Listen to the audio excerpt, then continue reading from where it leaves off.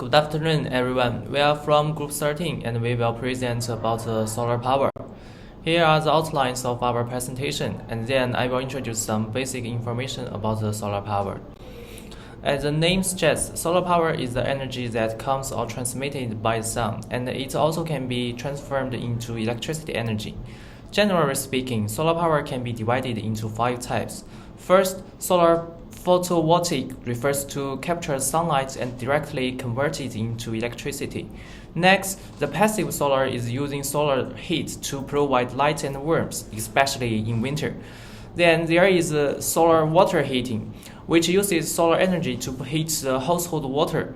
We also have solar process heat, which uses sunlight to change the temperature of the specific materials.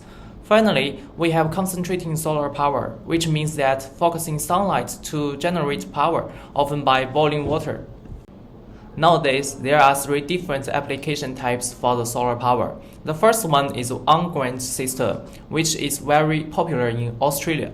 This system has 2 fundamental operating models, which are super solar and insufficient solar. The second one is an off-grid system, which is similar to the on-grid system. The difference with on-grid system is it requires battery inverter, battery bank, and a backup generator. And the last one is the hydro system, which can store extra solar energy to be used in no sunlight periods. And then my teammates Nadeera will introduce more details. Thank you, Zhongxiong, for the opportunity. Solar power installations come with specific land use challenges. It requires a larger area, approximately 1.5 to 2.8 hectares per megawatt of installation capacity. Using agricultural land for solar panels can reduce local food production and cause conflicts over land use. It also possibly impedes a living space, although it wouldn't be significant. Therefore, it is crucial to perform environmental impact assessments to address these issues. To minimize these challenges, we can consider several solutions. Rooftop solar panels help reduce the need for additional land by using existing structures. Agrovoltaics allow for dual use of land by installing solar panel above crops, promoting both energy and food production. We can also carefully choose the location to avoid disturbing or harming natural habits. Let's look at some innovative land use strategies to promote solar power as a suitable alternative energy for fossil fuels in Australia. We can repurpose polluted or contaminated areas known as brownfields sites for solar installations. This reduces the pressure and competition on agricultural land. Second one is rooftop solar. It is another great option, especially in urban settings where space is limited. It uses existing structures to generate solar energy without requiring new land. Finally, effective land use planning is essential. This method can be applied by involving a policy that promotes constructing renewable energy projects over contaminated areas. Moreover, the government can allocate financial resources to enhance this efficiency. Yuanxin will present the next slides about CO2 emission. Thank you, Nadeera, for the opportunity. I will explain how solar power reduces CO2 emissions. Firstly, solar power produces no direct CO2 emissions during operating. It generates electricity by harnessing sunlight rather than burning fossil fuels. That's why this alternative energy is environmentally friendly. The indirect CO2 emission is being generated by the production and installation of solar power for the first time. However, the amount of emission is not significant. Solar energy has the potential to reduce global CO2 emissions by up to 1/3 of the total emissions.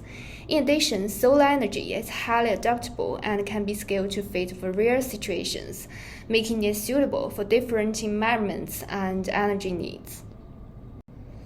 Moreover, to support the establishment of more solar powers, the government can take a role such as build a regulatory framework that is transparent and non-strict regulations.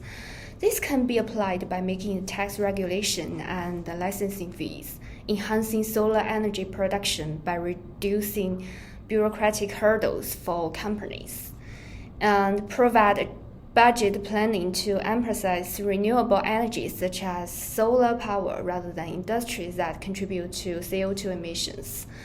Strictly enforcing environmental laws, this could potentially encourage the use of solar energy as a cleaner alternative. Make a long-term plan about solar energy uses target.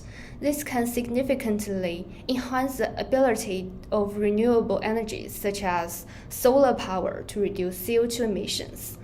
The next slides will be explained by Liheng Chen.